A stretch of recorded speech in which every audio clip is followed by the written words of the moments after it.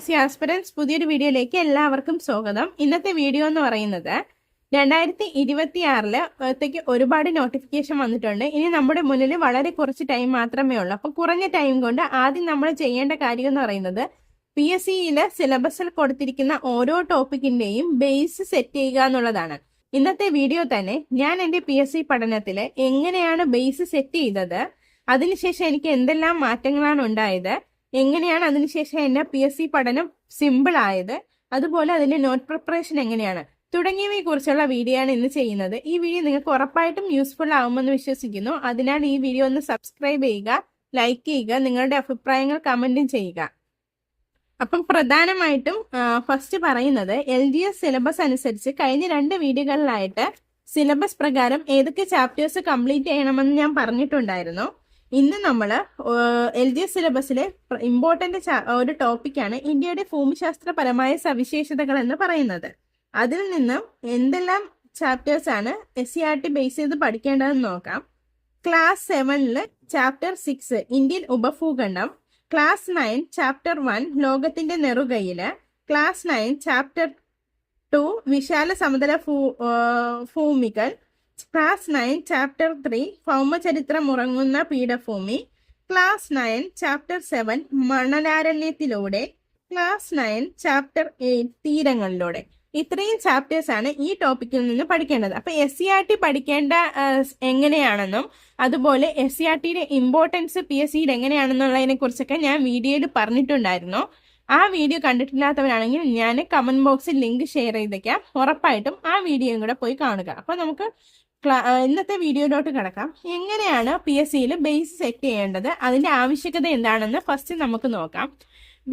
PSC പഠിക്കുന്ന ഏതൊരാൾക്കും ഒരു സബ്ജക്റ്റിന്റെ ഏറ്റവും ചെറിയ ചെറിയ പാഠങ്ങളെയാണ് നമ്മൾ ബേസ് എന്ന് പറയുന്നത്. ഇപ്പൊ ഞാൻ PSC പഠിച്ചു തുടങ്ങിയപ്പോഴത്തേക്കും ആദ്യമൊക്കെ PSCയുടെ ഒരു സിലബസ് എടുത്ത് പഠിക്കുമ്പോഴത്തേക്കും എനിക്ക് ബേസ് ഇല്ലാത്തതിനാൽ ഓരോ ടോപ്പിക്ക് എനിക്ക് ടഫായിരുന്നു. അപ്പം ബേസ് അറിയാവുന്നവരും ബേസ് അറിഞ്ഞുകൂടാത്തവരും രണ്ടായിട്ട് നമുക്ക് PSC വിദ്യാർത്ഥികളെ തിരിക്കാം. ഇപ്പം ബേസ് അറിഞ്ഞുകൂടാ ആദ്യമായിട്ടാണ് പഠിച്ചു തുടങ്ങിയവരാണെന്നുണ്ടെങ്കിൽ ഉറപ്പായിട്ടും നിങ്ങൾ എടുക്കുന്ന ഓരോ സിലബസിലെ ഓരോ ടോപ്പിക്കും നിങ്ങൾക്ക് ഭയങ്കര ടഫായിരിക്കും. ബേസ് നല്ലവണ്ണം അറിയുന്നവരാണെങ്കിൽ ഉറപ്പായിട്ടും നിങ്ങൾക്ക് ഈ സബ്ജക്റ്റുകളെല്ലാം നല്ല ഈസി ആയിട്ട് പഠിക്കാനും പറ്റും. എൻ്റെ ഒരു എക്സ്പീരിയൻസിലൂടെയാണ് പറയുന്നത്. കാരണം എന്തെന്ന് വെച്ചാൽ ബേസ് ഇല്ലാതെ നിങ്ങൾ ഏതൊരു എക്സാം എഴുതാൻ പോയാലും നിങ്ങൾക്ക് ആ എക്സാം സ്കോർ ചെയ്യാൻ പറ്റത്തില്ല. കാരണം എന്ന് വെച്ചാൽ നമുക്ക് ടോപ്പിക്ക് പഠിച്ചു തുടങ്ങുമ്പോൾ മനസ്സിലാവും ഓരോ സബ്ജക്റ്റിന്റെയും പ്രാധാന്യം എന്താണെന്ന്. PSCയിലെ എല്ലാ സബ്ജക്റ്റും ഒരുപോലെ പ്രാധാന്യമുള്ളതാണ്. അപ്പൊ നമ്മൾ ബേസ് സെറ്റ് ചെയ്യുക എന്നുള്ളതിൽ പ്രധാനമായും ചെയ്യേണ്ടത് കൺസിസ്റ്റൻസിയാണ്. ഒരു ടോപ്പിക് എടുത്ത് ഇപ്പൊ എക്സാമ്പിൾ പറയുവാണെങ്കിൽ ആറ്റവും ആറ്റത്തിന്റെ ഘടനയും എന്ന് പറയുന്ന ഒരു ചെറിയ ടോപ്പിക്ക് നമ്മൾ പഠിക്കാൻ എടുത്തതെന്ന് വിചാരിക്കുക. ഞാൻ എങ്ങനെയാണ് പഠിച്ചതെന്നും കൂടി പറഞ്ഞു പോവാൻ തന്നെ. ആറ്റവും ആറ്റത്തിന്റെ ഘടനയും എന്ന് പറയുന്ന ടോപ്പിക്കില് ഫസ്റ്റ് നമ്മൾ ഏറ്റവും സിമ്പിൾ ആയിട്ടുള്ള പോയിന്റ് ഓഫ് വ്യൂവിൽ ആ ഒരു ടോപ്പിക്കിനെ കാണാൻ ശ്രമിക്കുക. അപ്പൊ ഫസ്റ്റ് നമ്മൾ എടുക്കുന്ന ആ ഒരു ടോപ്പിക്കെ കുറിച്ച് പറയുകയാണെങ്കിൽ ഒരു പദാർത്ഥത്തിന്റെ ഏറ്റവും ചെറിയ കണികയാണ് ആറ്റം എന്ന് പറയുന്നത്. ഇതായിരിക്കണം നമ്മൾ പഠിക്കാനുള്ളത്. അപ്പം ഇത് പഠിക്കാതെ പോയി ആറ്റത്തിന്റെ വലിയ വലിയ കാര്യങ്ങൾ പഠിച്ചാലും നമുക്ക് ഒരിക്കലും എന്താണ് ഈ സാധനം എന്ന് മനസ്സിലാവണ്ടേ. ഏതൊരു ടോപ്പിക്കിലും എന്താണ് അത് ഉദ്ദേശിക്കുന്നതെന്ന് മനസ്സിലാവണ്ടേ. അപ്പം നമ്മൾ എക്സാമ്പിൾ എടുത്ത് തന്നെ പഠിക്കുക. ഒരു പദാർത്ഥം നമ്മളിപ്പോൾ ഈ ഒരു പേന എടുക്കുവാണെങ്കിൽ ഇതിനെ എത്ര ഭാഗങ്ങളായിട്ട് മുറിക്കാൻ പറ്റുമോ ആ മുറിച്ചതിന്റെ ഏറ്റവും ചെറിയൊരു കണികയാണ് ആറ്റം എന്ന് പറയുന്നത്. ഇപ്പൊ ആറ്റം എന്താണെന്ന് നമുക്ക് മനസ്സിലായോ? ഏറ്റവും ചെറിയ കണികയാണ് ആറ്റം എന്ന് പറയുന്നത്. അപ്പം പിന്നെ ആറ്റം ആദ്യമായി കണ്ടെത്തിയത് ആരാണ്? ഇപ്പൊ നമ്മൾ പഠിച്ചു തുടങ്ങുമ്പോൾ നമുക്ക് തന്നെ അതിനകത്തൊരു ജിജ്ഞാസ തോന്നും, എന്താണ്, ആരത് കണ്ടെത്തി, എന്തെങ്കിലും നമ്മൾ അങ്ങനെയാണ് പഠിക്കാനുള്ളത് PSC എന്ന് വെച്ചാൽ. എന്താണെന്ന് വെച്ചാല് ഒരു ടോപ്പിക് അല്ലെങ്കിൽ ഒരു കാര്യം നമ്മൾ പഠിച്ചു തുടങ്ങുമ്പോൾ അത് ആര് കണ്ടെത്തി, അത് എവിടെ നിന്ന് വന്നു, അത് എങ്ങനെ വന്നു എന്നൊക്കെ നമ്മളോട് തന്നെ ചോദിച്ചാൽ മാത്രമേ ഈ ബേസ് സെറ്റ് ചെയ്തെടുക്കാൻ പറ്റത്തുള്ളൂ.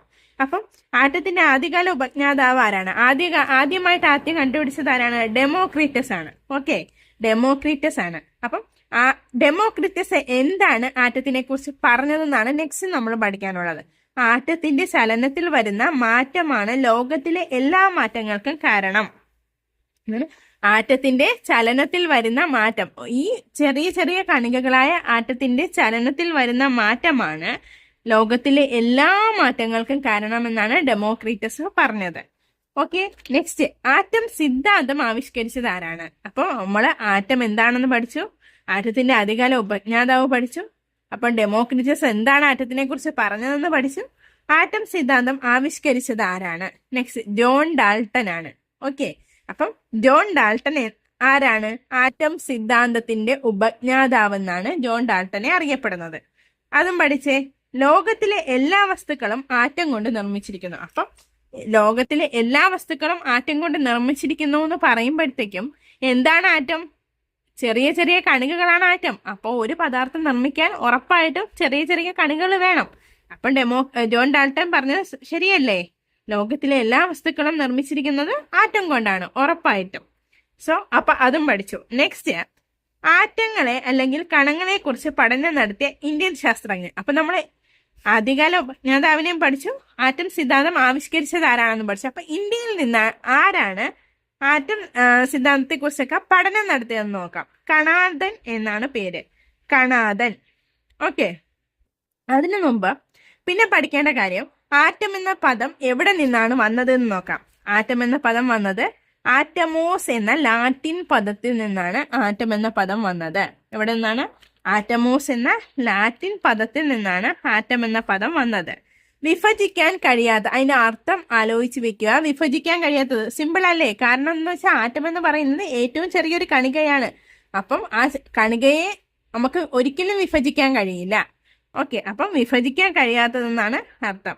ആറ്റം എന്ന പദം ആദ്യമായി നിർദ്ദേശിച്ചതാരാണ്? അപ്പൊ ആറ്റം എന്തെന്ന് പറഞ്ഞു? ഏറ്റവും ചെറിയ കണികയാണെന്ന് കണ്ടെത്തിയത് ഉപജ്ഞാതാവ് ഡെമോക്രിറ്റസും ആറ്റം സിദ്ധാന്തം ആവിഷ്കരിച്ചത് ജോൺ ഡാൾട്ടനുമാണ്. അപ്പം ഇതിനെ ആറ്റം എന്ന് വിശേഷിപ്പിച്ചത് ആരാണ്? ഓസ്റ്റ് വാൾട്ടാണ്. ഓസ്റ്റ് വാൾട്ട്. കണ്ട, ഇത്രയും പോയിന്റ് ഈ ഒരു ചെറിയ കണികയിൽ നിന്ന് നമുക്ക് മനസ്സിൽ തോന്നണം ഇത് എങ്ങനെയാണ് വന്നത്, നമുക്കൊരു ജിജ്ഞാസ തോന്നണം, അല്ലെങ്കിൽ നമുക്ക് അത് കണ്ടുപിടിക്കണമെന്നൊരു തോന്നലേ നമ്മളെ മനസ്സിൽ വരൂലേ. അപ്പം തന്നെ നമ്മൾ ഓൾറെഡി പഠിച്ചു. ഇത്രയും ഞാൻ പറഞ്ഞ കാര്യങ്ങൾ നിങ്ങൾക്ക് ഓർമ്മ ഉണ്ടോ എന്നൊന്ന് ആലോചിച്ച് നോക്കിയാണ്. സിമ്പിളായിട്ട് നിങ്ങൾ ഓർത്തിരിക്കുമെന്ന് ഞാൻ പറയുന്നു. ഓർമ്മ ഉണ്ടെന്നുണ്ടെങ്കിൽ ഒന്ന് കമന്റ് ചെയ്തേക്കണേ.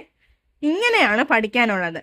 ഓക്കെ, ഇങ്ങനെയാവണം നമ്മൾ ഓരോ സബ്ജക്റ്റിന്റെയും ബേസ്. അപ്പൊ ഞാൻ പറഞ്ഞു രസതന്ത്രത്തിലെ ഈ ഒരു ആറ്റത്തിൽ നിന്ന് എങ്ങനെയാണ് പഠിക്കാനുള്ളതെന്ന് പറഞ്ഞു. ഇനി 1-2 എക്സാമ്പിളും കൂടെ ഞാൻ പറയാം. അപ്പൊ നിങ്ങൾക്ക് നോർമലി മനസ്സിലാവും. അതിനു മുമ്പ് ഞാൻ ഫസ്റ്റ് ബേസ് തയ്യാറാക്കാൻ വേണ്ടി എടുത്തൊരു നോട്ടാണ് കേട്ടോ. ഈ നോട്ട് കാണുമ്പോൾ നിങ്ങൾക്ക് ഉറപ്പായിട്ട് മനസ്സിലാവും ഞാൻ ഇതിൽ എന്തുമാത്രം റിവിഷൻ ചെയ്തിട്ടുള്ളത്. ഓരോ റിവിഷനും ഞാൻ ഓരോ കളർ പേന യൂസ് ചെയ്യാൻ വേണ്ടി ശ്രദ്ധിച്ചിട്ടുണ്ട്. കാരണം ഇത് ആണ് എൻ്റെ ബേസ്. ഈ ബേസ് ഇല്ലെങ്കിൽ എനിക്ക് മുന്നോട്ട് പോകാൻ പറ്റത്തില്ല. ഓരോ തവണ ഞാൻ റിവിഷൻ ചെയ്യുമ്പോഴും ഈ ബേസ് എന്നിൽ അടിയുറച്ചുകൊണ്ടിരിക്കുകയാണ്. അപ്പം നമുക്ക് നോക്കാം. പ്രധാനമായിട്ടും നെക്സ്റ്റ് ഒരു ടോപ്പിക്ക് നോക്കാം. ഏതൊരു PSC വിദ്യാർത്ഥിയും പഠിക്കേണ്ട ഒരു സിലബസ് ആണ് വന്യജീവി സങ്കേതങ്ങളും ദേശീയ ഉദ്യാനവും എന്നുള്ളത്. ഓക്കെ, ഈ ഒരു ടോപ്പിക്കിൽ എങ്ങനെയാണ് പഠിക്കേണ്ടതെന്ന് നോക്കാം. അപ്പം വന്യജീവി സങ്കേതങ്ങളും ദേശീയ ഉദ്യാനവും എന്ന് പറയുന്ന ഒരു ടോപ്പിക് എടുക്കുമ്പോൾ കേരളത്തിലെ തന്നെ നമുക്ക് നോക്കാം. എത്ര എണ്ണം കേരളത്തിൽ കാണും? ആദ്യം അത് പഠിക്കാം. 18 വന്യജീവി സങ്കേതങ്ങളാണ് കേരളത്തിലുള്ളത്. എത്ര എണ്ണം? 18 വന്യജീവി സങ്കേതങ്ങളാണുള്ളത്. നെക്സ്റ്റ് നമ്മൾ ആലോചിക്കും ഈ 18 എണ്ണം ഏതൊക്കെ ജില്ലയിലായിരിക്കും? ഫസ്റ്റ് വൺ തിരുവനന്തപുരത്ത് നിന്ന് തന്നെ തുടങ്ങാം. നെയ്യാറും പേപ്പാറയും. തിരുവനന്തപുരത്ത് നിന്ന് നെയ്യാറും പേപ്പാറയും. ഓക്കെ, കൊല്ലം ചെന്തുരുണി. നെക്സ്റ്റ് ഇടുക്കി പെരിയാറ്, ചിന്നാറ്, ഇടുക്കി, കുറിഞ്ഞിമല. പഠിക്കാൻ പാടുള്ളവർക്ക് തിരുവനന്തപുരം എടുത്താല് അപ്പം എങ്ങനെ പഠിക്കാൻ നോക്കാം. നെയ്യാറും പേപ്പാറ എങ്ങനെ ഓർത്തിരിക്കാം? ആറിന്റെ അടുത്ത് പാറാള് കാണും. അപ്പൊ നെയ്യാറും പേപ്പാറയും ഓർത്തിരിക്കാം. നെയ്യാറിന്റെ അടുത്ത് പാറാളുണ്ട്. പേപ്പാറ, നെയ്യാറ്, പേപ്പാറ. കൊല്ലം ചെന്തുരുണി. ഇടുക്കി പെരിയാറ്, ചിന്നാറ്, ഇടുക്കി, കുറിഞ്ഞിമല. എറണാകുളം തട്ടേക്കാട് മംഗളവനവും. തൃശ്ശൂർ ചിമ്മിനി, പീച്ചി, വാഴാനി. പാലക്കാട്. ഇപ്പം ഒരു പറമ്പില് ചൂളയുമുണ്ട് പാലയുമുണ്ട്. ഓക്കെ, പറമ്പില് ചൂളയുമുണ്ട് പാലയുമുണ്ട്. അപ്പൊ പാലക്കാട് പറമ്പിക്കുളവും ചൂളന്നൂരും. കോഴിക്കോട് മലബാറ്, വയനാട് മുത്തങ്ങ. ആറളം കൊട്ടിയൂരും കണ്ണൂരാണ്. ആറളവും കൊട്ടിയൂരും കണ്ണൂരാണ്. കരിമ്പുഴ മലപ്പുറമാണ്. ന്യൂ അമരമ്പലം എന്നറിയപ്പെടുന്നത് കരിമ്പുഴയാണ്. 2019 ഇത് വന്നത്. അപ്പൊ ഏറ്റവും കൂടുതൽ വന്യജീവി സങ്കേതങ്ങളുള്ള ജില്ല നെക്സ്റ്റ് നമ്മൾ പഠിക്കേണ്ടത്. അപ്പം ഇതിൽ തന്നെ നമുക്ക് നോക്കിയാൽ മനസ്സിലാവും ഏറ്റവും കൂടുതൽ എവിടെയാണ്? ഇടുക്കിയിലാണുള്ളത് അല്ലേ? ഏറ്റവും കൂടുതൽ ഇടുക്കിയില. അപ്പം പെരിയാറിനെ കുറിച്ച് പറഞ്ഞു നോക്ക്. കേരളത്തിലെ ഏറ്റവും വലിയ വന്യജീവി സങ്കേതമാണ്. ആദ്യ കടുവ വന്യജീവി സങ്കേതമാണ്. ഇന്ത്യയിലെ 10ാമത്തെ കടുവ വന്യജീവി സങ്കേതമാണ്. പെരിയാർ വന്യജീവി സങ്കേതം ആദ്യം അറിയപ്പെട്ട പേരെന്താണ്? നെല്ലിക്കാമ്പട്ടി ഗെയിം സാങ്ച്വറി എന്നാണ്. ശ്രീ ചിത്ര തിരുനാളിന്റെ കാലത്താണ്, 1934 ഈ നെല്ലിക്കാമ്പട്ടി ഗെയിം സാങ്ച്വറി എന്നറിയപ്പെട്ടത്. പെരിയാറിന്റെ വിസ്തീർണം 777 ചതുരശ്ര കിലോമീറ്റർ ആണ്. Periyar tiger reserve 925 kilometre. ഇങ്ങനെ ഒരു കുഞ്ഞു കുഞ്ഞു സാധനങ്ങൾ പഠിക്കാൻ നിങ്ങൾക്ക് മനസ്സിലായോ? ഓരോ ടോപ്പിക്കും കുഞ്ഞു കുഞ്ഞു സാധനങ്ങൾ പഠിച്ചു പോകുക എന്നുള്ളതാണ്. ഈ നോട്ട് ഞാൻ ജസ്റ്റ് ഫുൾ ഒന്ന് കാണിക്കാം. പിന്നെ പക്ഷി സങ്കേതങ്ങൾ പഠിച്ചിട്ടുണ്ട്. ദേശീയ ഉദ്യാനവും പഠിച്ചിട്ടുണ്ട്. ആദ്യത്തെ ദേശീയ ഉദ്യാനം ഏതാണ്? ഇരവികുളമാണ്. പിന്നെ ദേശീയ പതാകയെ കുറിച്ചുള്ള വളരെ സിമ്പിൾ ആയിട്ടുള്ള കുറച്ച് കാര്യങ്ങൾ എഴുതിയിട്ടുണ്ട്.